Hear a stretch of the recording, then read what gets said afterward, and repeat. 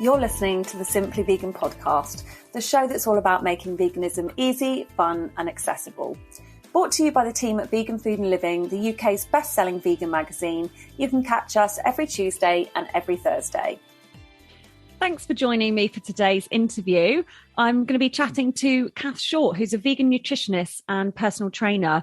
We're talking about the explosion of vegan options in the supermarkets, whether that's a good thing or a bad thing, how a whole food plant-based diet is naturally lower in fat and calories, what to eat to stay full, just everything you need to know about sort of maintaining a healthy weight and a healthy lifestyle on your plant-based diet. So before we get started with today's episode, let's just quickly talk about wine. As you probably know, not all wine is made vegan, but it can be really hard to tell what is or isn't vegan friendly when you're staring at the supermarket shelves. That's why we're currently obsessing over virgin wines. The award-winning online retailer has over 400 vegan certified wines on their books. And the best bit is they come from small independent vineyards and winemakers. We love that. These talented winemakers often work exclusively in partnership with Virgin Wines to create handcrafted and often organic wines that you won't find anywhere else. Whether it's red, white, rosé or sparkling that you're after, it's easy to set your preferences on the website to vegan so that every wine you see is suitable to buy. They will also be delivered straight to your door, making life and wine shopping that little bit more enjoyable. Virgin Wines offer a unique club called Wine Bank, a premium wine service which allows you to save money each month and spread the cost of buying wine. You get to choose the amount of money you would like to put aside each month, and Virgin Wines top it up with 20% interest. That means for every £25 you save in your Wine Bank account, Virgin Wines will give you an extra £5 to spend. This quickly adds up, so the next time your wine rack looks a bit sparse, you can top it up with ease. Wine Bank allows you to order as and when you want with simple cancellation at any time. Virgin Wines also stand by the fact that if you don't enjoy every bottle, you get your money back. Bargain.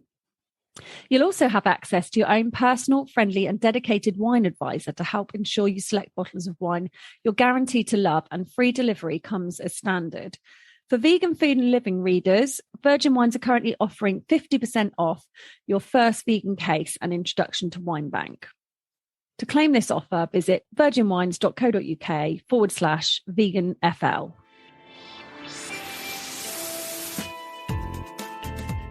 Today, we're joined by Cath, who is a vegan PT and plant-based nutritionist. We were going to be joined by Heather Mills. Unfortunately, there was a slight mix-up and she is travelling and doing a talk in Brighton. Hopefully, we'll bring that to you next week. But Cath is here to talk all about weight management and staying healthy on a plant-based diet. Hi, Cath. How are you? You okay? Hi, Holly. Yeah, it's great to be back. Thank you for having me back on the show. Yeah, so we spoke to you back in, I think it was maybe series 1 or series 2. It was a long time ago, wasn't it? Yes, it was. I think it was it last July, I think? Maybe, yeah. So almost a year ago. So a lot of people feel that they will automatically lose weight and be healthier on a vegan diet, but that's not necessarily true. I think in such a short space of time, we've been introduced to so many amazing new products, which is just brilliant for the vegan movement, isn't it? But it really is. It's just so exciting, the direction that it's going on so many levels, but not necessary for the waistline. That's the problem, isn't it? Exactly. And in terms of health, a lot of the products are, quite high in salt and fat and things like that.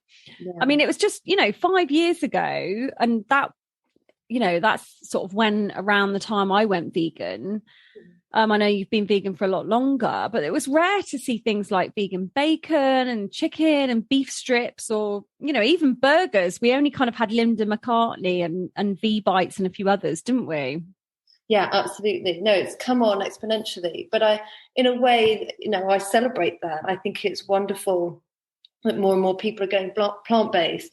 And, but yeah, when I said before about the waistline, that is a true indication of your health. If we're carrying weight on the thighs, for example, it's not a worry as much. But when it's around the waistline, when it's that visceral fat, that's when we are going to be more prone to certain diseases like diabetes and heart disease. So whilst I embrace all this, all the vegan options that are now available to us, and I myself, I embrace them when I need to do a quick meal for my family when we're rushing, but ultimately they shouldn't be an everyday staple, really.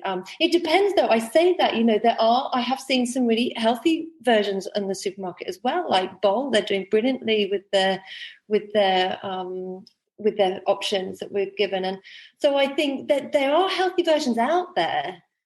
You just got to know what you're looking for. This is it. And we're all in such a hurry, aren't we? We're rushing in the supermarket. It's like looking for vegan. And, you're sort of grabbing things, but you're not necessarily going to spend, 10 minutes reading the labels of all these different options. And the danger is that we fall into the trap of eating, a lot of these processed foods, which aren't always the best for our health and are, like I said, high in fat and high in salt and things like that.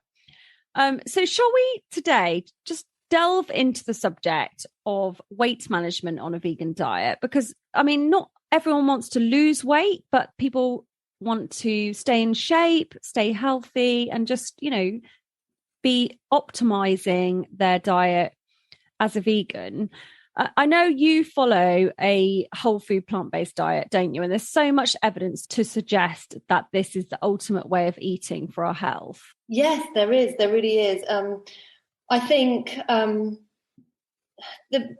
lot of people don't like to address how clean their diet is, and they can almost get a little bit offended when you sort of start going into the nitty-gritty of it. And a lot of people sort of think just being vegan is enough. And if that is for you, that's absolutely fine. But when it comes down to weight management, you have to look at the amount of calories you're eating, and that's across the board on any diet, on literally any diet. But the really great news about going whole foods plant-based is that you will naturally reduce your calorie intake. And that's because whole foods are naturally lower in calories. They tend to have more fibre.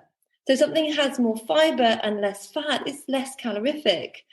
So, for example, fat is, I don't really want to harp on about calories, but just to give you an idea, I don't want people to start sitting thinking, counting calories, but to give you an idea, fat is 9 calories per gram and protein and carbs are 4 calories per gram, so less than half.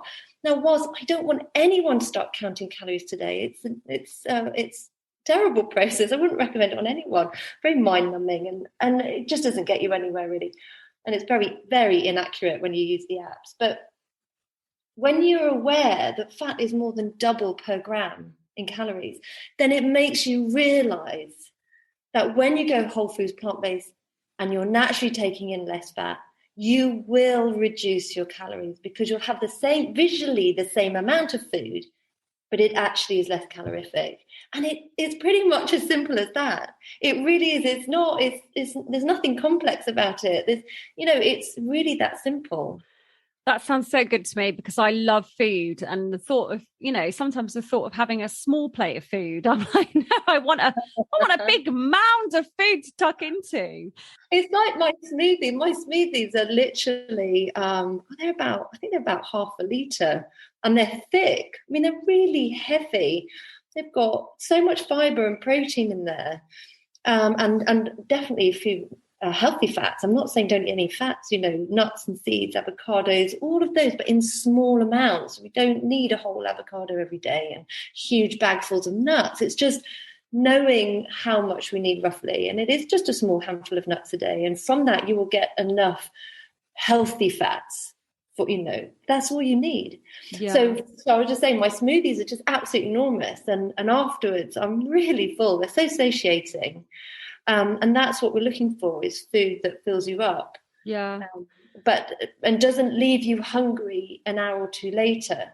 So like if you were to have, say, a nutrient depleted takeaway, I do agree there are some healthier takeaways than others. But let's just take the worst of all. I'm not going to name it. Let's just think of a really, really unhealthy takeaway food.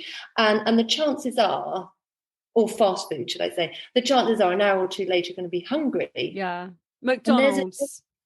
yes, exactly. I wasn't sure if I could name it. Yeah, I think, let's do it. Okay, let's do it. Even before I was vegan, you would have a McDonald's, and even a vegan burger. Yeah. It's weird, isn't it? Like after an hour, you're like, I feel really hungry and sort of empty. Yeah. It's like cardboard. Well, there's two reasons for that. First of all, if it's not a plant-based burger, there'll be less fibre, so it would be less filling. And the other thing is, if it's nutrient depleted, then your body's still searching for nutrients. Does that make sense? So, so it's telling you you're still hungry, even though your stomach's full, it's stuffed with, your McDonald's. I don't even know what anything called. A big meal. Well, I don't know. And so your stomach's full, but your stomach's still telling you that it's hungry because it hasn't got the nutrient requirement. Oh my God, that's why it is. That's what it is. Light bulb moment. Yeah. The thing is, there's so much confusion surrounding things like carbs and oils and fats and metabolism, fasting, exercise. I just, even I find it confusing. And obviously I work in this field every day of my life. So I thought today we could just kind of try and cut through the noise. You're obviously a nutritionist. You've been researching for, obviously we're good friends, and I know you've been researching plant-based eating for many years. I mean, how many years is it now? Like 10? Over 9. Yeah.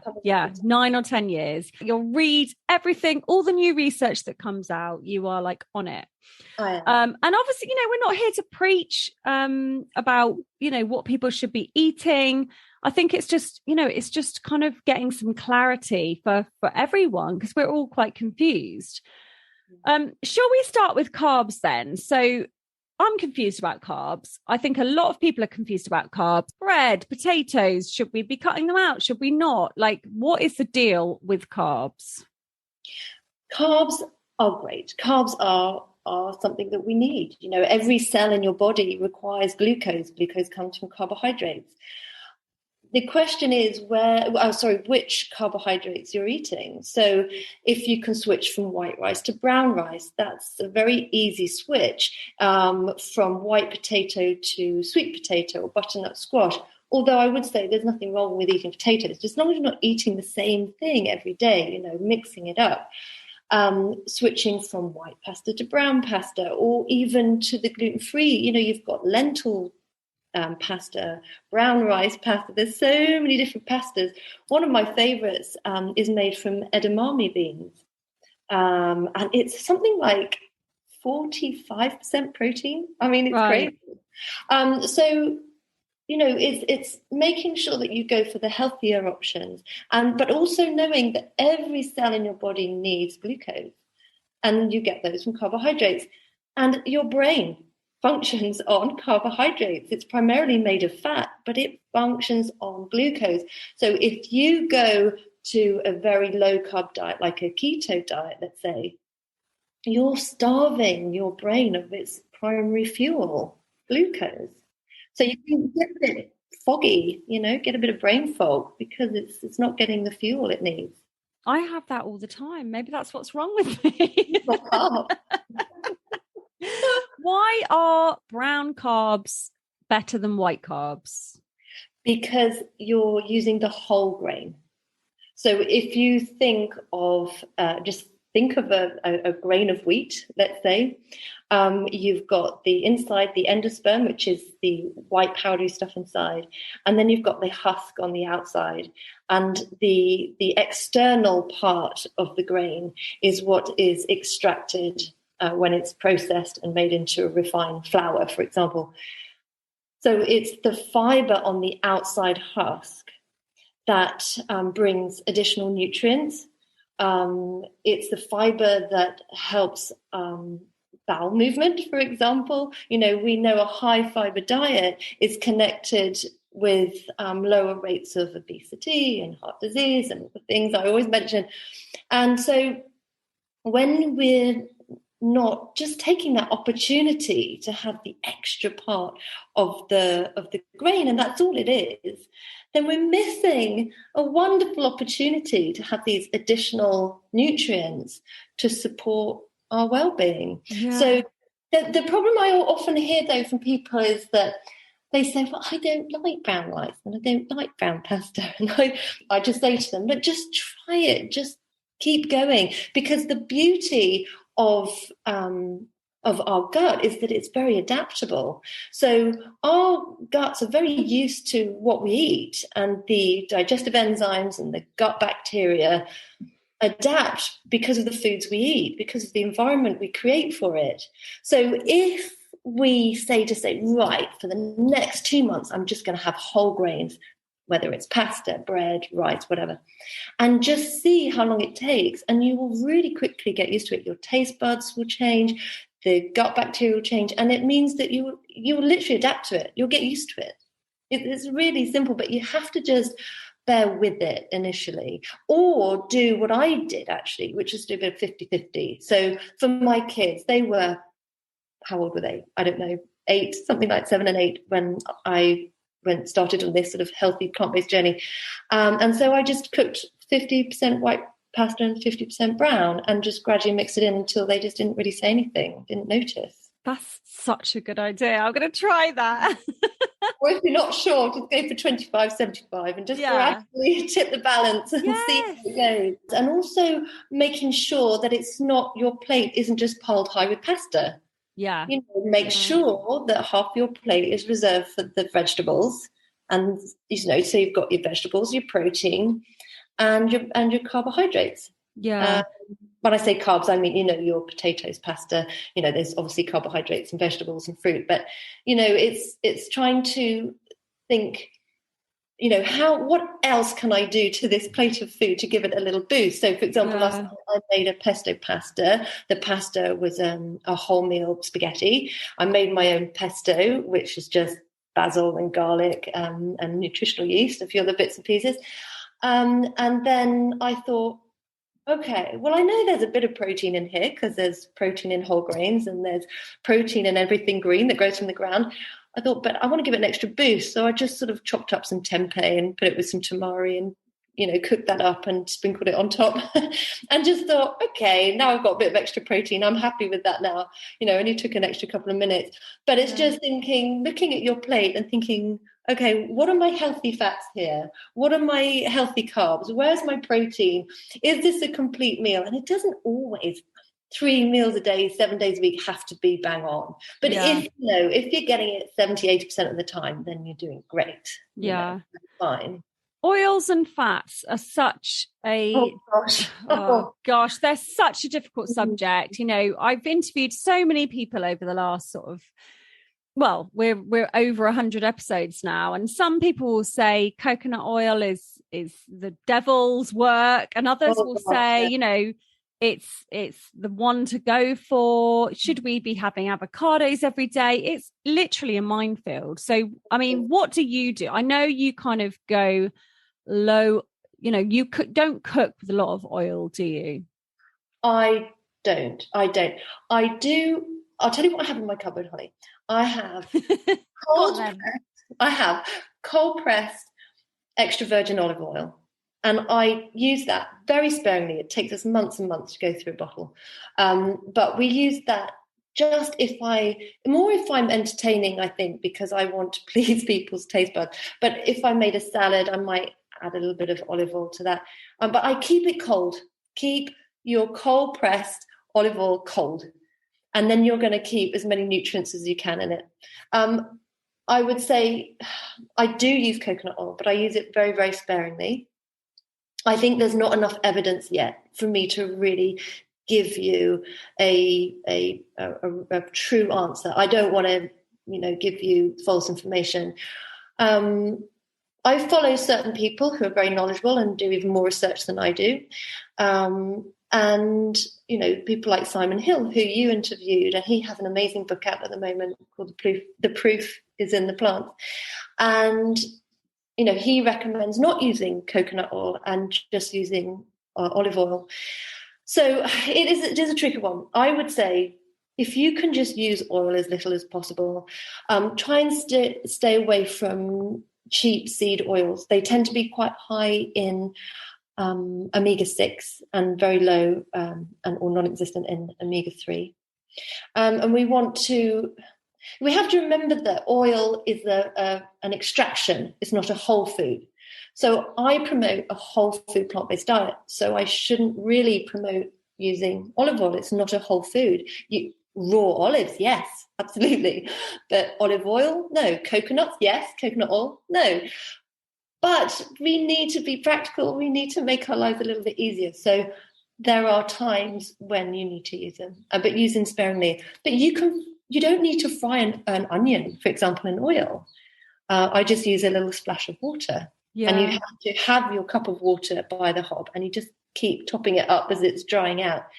And the end result, are you really going to notice if your chili is missing a tablespoon of oil? You are not going to notice. No. You are not going to notice at all. And in doing so, you've dodged the trans fat bullet, because when you heat a good quality oil, like a cold pressed olive oil, up to a high temperature, you're changing the molecular structure of that oil.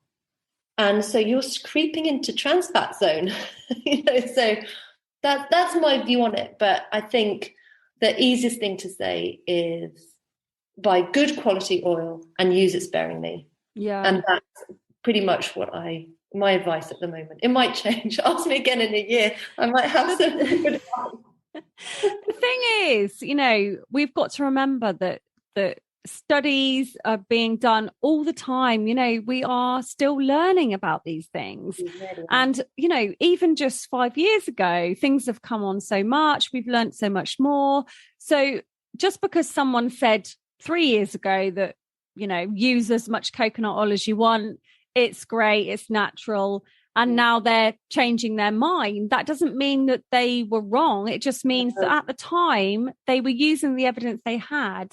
And now we're learning more. There's so many studies. Obviously, so many more people are going plant-based. So there's so much more research going into things. I do really listen to people that research, like Family Health, and Rich Roll. I really listen to these people because they not only listen to the scientists, they're best buddies with the scientists. They know them, they interview them. And so they do hours and hours of research. And I think, well, they've done the research. And I think at the end of the day, you have to think, especially with oil, these are additional calories that my body doesn't necessarily need. I'd rather get healthy fats from whole nuts and seeds. Yeah. A little bit of avocado. That's where I'd rather get my healthy fats from. Yeah. And also remember that everything has small amounts of fats in it, even spinach. And people go crazy when I say that, but it really does.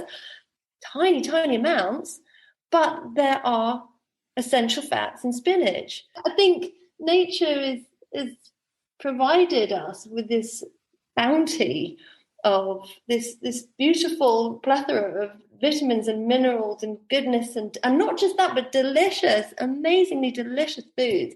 Everything is there that we need. And then man comes along and goes, oh, I'm gonna mess with that, I'm gonna heat that, and I'm gonna extract that, and I'm gonna mix a few chemicals in with that.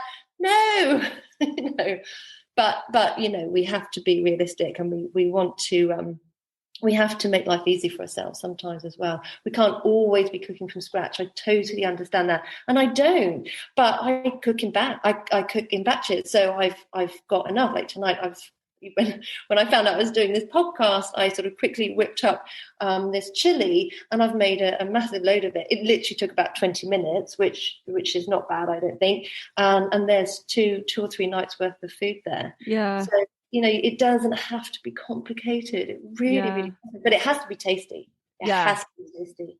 Especially if you're feeding friends and family. Definitely. Yeah. Oh my God. Like when you've got people coming around for dinner, you're like, oh, I have to convert them. I have to make this amazing. But yeah, I think it is about packing that flavor in, and also texture. Like I never, ever thought about texture before going vegan. I just ate food, but it needs, if it's all just mush, like over boiled vegetables or beans or whatever, it's not going to satiate you. But adding some crunch or some, thinking about things like that really kind of helps you feel full and feel satisfied. Can I tell you my new discovery? I used it tonight for my chili.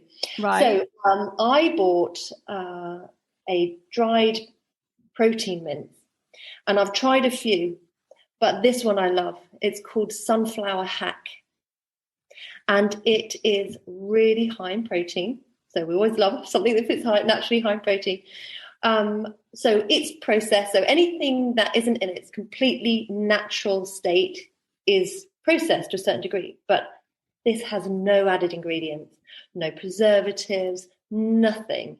You add the flavor. So it's a bit like, if you buy a chicken breast. Okay. Yeah. So chicken breast, it's pretty plain. Like if you just boiled it, it'd be a bit boring, wouldn't it? Yeah. That's the same with certain vegan foods. So this is called Sunflower Hack, and it's just a dried mince. You don't even need to rehydrate it before you cook it, which some dried minces you do. So I'll try to quickly tell you what I did. I chopped my onion. You didn't answer me, but I'm going to tell you what I did. Yeah, do it. I'm fascinated. I'd never heard of this brand. I chopped my onion, and then I grated some sweet potato, and I fried that up, and I added some garlic, and then I added I added some my herbs and spices for the chili. So some cumin, some paprika, some chili. Can't remember a few other bits. And then I added a tin of chopped tomatoes. I do use Suma because there's no additional preservatives, and it's just really clean. It's just chopped tomatoes. Love Suma. You can get that in those Suma in the co-op, can't you? Yes, yeah. And so I then literally just opened the pack of the dried sunflower hack mince, tipped it in. I added a splash of red wine, Holly. Oh, I know. Cath, you're going crazy. It's not even a Friday night. On a Wednesday night. So I put all that in. I added a couple of tablespoons of tomato paste, should I say. I think that was pretty much it. Yeah. Oh, and a tin of black beans. Wow. Drained and rinsed, obviously. And that was it. And it's, I had a taste, and it's really good. So this mince acts like minced beef, obviously, but you're not exposing yourself to certain bacteria, so you're less likely to get food poisoning, let's say. You don't have to worry about cleaning any utensils from raw meat. I know. I hate that. I mean, that's all gone. Yeah. Yes, it is out of a packet, but aren't you buying minced meat out of a packet? Yeah. I mean, this packet is actually cardboard, so it's recyclable, but yes, there is the inner plastic. Yeah. So I'm really excited about things like that coming on the market that you can buy by weight, and they probably already are. Maybe they are. I haven't seen them yet. I'd be interested to know if they are. But, how exciting is that? So, Cath, I know you've got a sweet tooth, which I don't have. I don't know if that's a good thing or a bad thing, because I always feel a bit sad when I go to parties and people are like, do you want a slice of cake? Do you want this? And I'm like, no, I'm just not interested. And people look at me like, why? And I know you do have a sweet tooth, don't you? So obviously, on a whole food plant-based diet, you're not going to be eating chocolate bars or cakes and things like that. How does it work? So sweet snacks, give us some good examples that are not going to sort of pile on the pounds or be bad for us in terms of our health. Okay. First of all, Holly, I just have to say that whilst I do have a sweet tooth to a certain degree, since I've changed my diet, I don't have the sugar cravings. It's slightly different. So I will get satisfaction from a smoothie that's got a load of vegetables in it as well, with my protein powder that is sweetened with stevia, and I'm satisfied. Whereas 10 years ago, I would have been rummaging through the drawers for the chocolate bars and the sweets and the Kit Kats, dairy milk. Yeah. So, and that's because my gut flora has changed. So it's not demanding the refined sugar. And I find that now if I do have something sweet, I can't eat very much of it. I find Yeah. it too rich. So whilst I would still say I have a sweet tooth, it's satisfied very quickly. Yeah. And that's the difference, I think. So a go-to snack for me would be a medjool date, maybe with a little bit of almond butter with it. One more thing, Holly, that I wanted to mention, we're just talking about sugar, is refined sugar. So if you just think of your basic white refined sugar, it's a real inflammatory food. And I think quite often, because we can't see what's going on inside, so it's so easy to ignore it, isn't it? But it really is anything, whether it's like a skin condition or a stomach issue or arthritis or, anything is going to be exacerbated with sugar. So, and I sort of try to help quite a few teenagers with their skin issues. And whilst I don't think refined sugar is the initial cause of it, it can make it more angry, because that's what it does. I think of refined sugar as the aggravator, Yeah. So really, if we can get that out of our diet as much as possible, and also refined sugar is what really feeds the bad bacteria in our gut. I don't know how much that's being talked about on the podcast, Holly, but your gut flora, I know it's something I often mention, but you've got your good bacteria and your bad bacteria, and there's always a bit of both, but we want to feed the good bacteria and we want to starve the bad bacteria. And every time we choose to eat refined sugar, we're literally just fueling up that bad bacteria. Every time we choose high fibre foods, we're fueling the good bacteria. And I think more should be taught at school, maybe kids should be taught this at school. Maybe that's something that needs to be done, because people just don't know about gut bacteria. But it's such a huge part of us and our immune system. Even 70% of our immune system is related to the good bacteria or bad bacteria in our gut. It is. And I think we're learning so much more constantly, aren't we? Especially, in the last year, like about the effect of gut bacteria on our, like you say, immune system and our mental health and our all sorts. So it's so important. Anyway, tell us about your courses, because you've just launched a plant-based for weight loss course, haven't you? So people can access this from wherever they are in the UK or worldwide, which is amazing. Tell us about it. Okay. So, it's my new baby. I'm very, very proud of it. It's I host it on a private Facebook page. And yes, it's called Plant-Based for Weight Loss, and the 4 is with the number 4. And it's actually a pilot group that I'm running at the moment. So I've just reduced the cost just because it's the first time I've hosted a course this way. It's the first time I've not done it in person. And really, it's my way of being able to teach people, understand not only the importance of a plant-based diet, but then obviously how to do that. So I give you recipes, I give you tutorials. Today, I gave them all a tutorial on how to make a smoothie, which makes it seem very, very straightforward.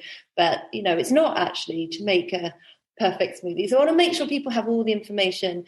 And it's a community where people post their wonderful creations that they've made. People are just starting to do that because it only started this Monday, so it's new. But it's going very well. People are engaging. I'm also doing a weekly stretch class as well. And all the recipes are all there from the start, so you can sort of get going straight away. But as the course goes on, it's for 4 weeks. As it goes on, every day we just address a different topic within the plant-based eating world. Tomorrow we're looking at dairy and plant-based milks, and then on Friday we're looking at a plant-based pantry. Because when you're new to plant-based eating, there are certain foods you may not have heard of, whether it's liquid smoke, for example. That's one that nutritional yeast. What on earth is that? So every day I give them a little nugget of information, and I tend to do that with a live video and with a PDF, so they can print it off, or they can watch me waffling on about it, basically.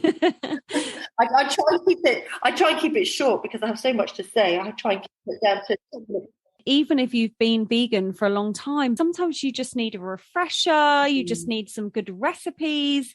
You know, like we started off the podcast saying, there's so many processed foods out there now, and it's really easy to fall off the wagon and suddenly you're cooking, you know, a chicken curry with vegan chicken, or, you know, meatballs and spaghetti, which is fine, you know, now and again. But it's just, if it's every single night, you're not getting the nutrients that you could be from a whole food plant-based diet. So, you know, you're offering so much information there. So your website is Raw4 Fitness with a number 4 me. Is that right? Raw, so Raw, RAW, then the number 4, fitness.me. And I think if you just go to the navigation titles at the top, there's one that says online nutrition course. I think it's called that, online nutrition. And then all the information is on there. And if they'd like to sign up to my newsletter, roll down to the bottom and there's a newsletter sign up form. Thank you so much, Cath. And, you know, Heather Mills may have stood me up, but you have been absolutely fantastic standing in for her today. Oh, pleasure. And thank you so much for having me on again. It's been so enjoyable. Thank you, Polly.